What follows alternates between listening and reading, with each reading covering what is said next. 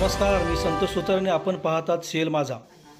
चंदगड तालुक्यातील जगमट्टी येथील मध्यम प्रकल्प काल रात्री गुरुवारी 8 वाजता ओव्हरफ्लो झाला. प्रकल्पाच्या सांडव्यावरून पाणी होळनाळ नाल्यात पडत आहे. तालुक्यात पावसाचा जोर कायम असल्याने ताम्रपर्णी व घटप्रभा नदीवरील 9 बंधारे पाण्याखाली गेले आहेत. जगमट्टी मध्यम प्रकल्प पूर्ण क्षमतेने भरला आहे. धरण क्षेत्रात सुरू असलेल्या सततधार पावसामुळे धरणाचे पाणी सांडव्यावर नदीपात्रात येणार आहे. त्यामुळे होळनाळ नाला व ताम्रपर्णी नदीकाठच्या गावातील नागरिकांनी सतर्कता बाळगावी असे आवाहन चंदगड पाटबंधारे विभागाने केले आहे. जगमट्टी प्रकल्प पूर्ण क्षमतेने भरला असून या प्रकल्पात मागच्या आठवड्यात 89% इतका पाणीसाठा होता.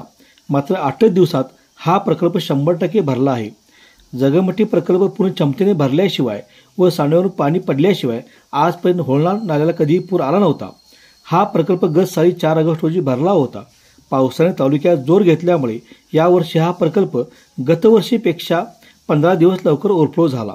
हा प्रकल्प भरल्याने परिसरातील शेतकऱ्यांचा उन्हाळ्यातील शेती आणि पिण्याच्या पाण्याचा प्रश्न मिटला आहे.